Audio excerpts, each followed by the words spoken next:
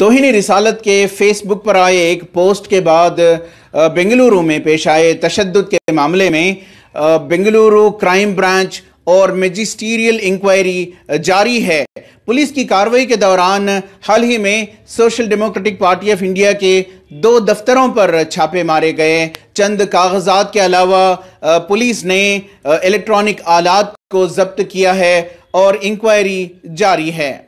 Police की कार्रवाई के दौरान अब तक मुतअद्दिद एसडीपीआई और कांग्रेस पार्टी के लीडरान को हिरासत में लिया गया है और तफ्तीश जारी है। इस पूरे मामले में और ख़ासकर एसडीपीआई पार्टी के 2 दफ्तरों पर छापों के मुताल्लिक social democratic party of India के रियासती सदर मोहम्मद इलियास तुंबे कहते हैं कि ये पूरा मामला एक सियासी साजिश का नतीजा है। एसडीपीआई एक अभी अल्टरनेटिव पॉलिटिकल पार्टी है। कांग्रेस के ऊपर कोई मुसलमान दलितों को किसी को भरोसा नहीं है। बीजेपी टोटल एक कम्युनल फैसिस्ट पॉलिटिकल पार्टी है। लोगों को एक अलग एक अल्टरनेटिव पॉलिटिकल पार्टी एसडीपी ही है।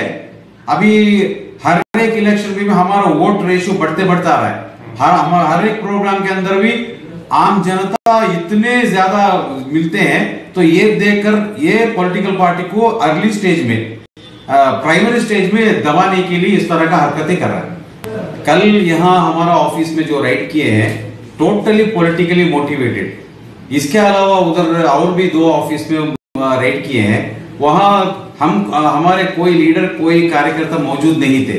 यह कैसा होता है? विदाउट एनी प्रेजेंस ऑफ और लीडर और कैडर कैसा इन लोग राइड कर सकते हैं? तो उधर क्या के लोग किसी को पता नहीं। अभी तक हमारे पास महाजर का रिपोर्ट नहीं दिए और वहां वो ऑफिस तोड़ के वहां सील भी करके गए हैं लोग। एक ऑफिस में सील किया और एक ऑफिस में ताला लगा है। इसके अंदर क्या रखा है किसको पता नहीं है। और पूरा मीडिया को भी इन लोग ऐसा एक दिए हैं, वहां हथियार भी मिला है। क्या कौन सा हथियार मिला है?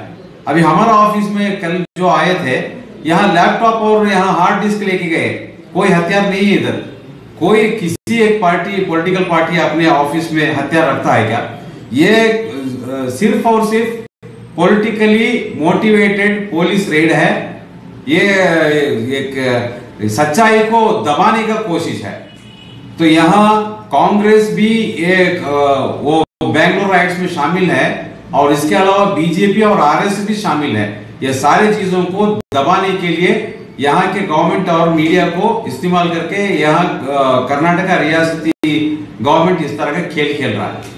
इस मामले के मुताल्लिक मोहम्मद इलियास तुंबे ने कहा कि ये बीजेपी हुकूमत की साजिश व ज्यादती है, जिसके खिलाफ वो न सिर्फ कानूनी कार्रवाई करेंगे बल्कि बीजेपी व आरएसएस की साजिशों को अवाम के सामने बेनकाब करने के लिए मुल्क गिर मुहिम चलाएंगे। हम लोगों को यहाँ के इंडिया का जुडिशियरी सिस्टम के ऊपर बहुत भरोसा है। यहाँ कॉन्स्टिट्यूशन भी हमारे को हर एक हक भी दिया है, फ्रीडम भी दिए हैं। हम लोग कानूनी कार्रवाई करेंगे और लड़ेंगे भी। क्या करेंगे?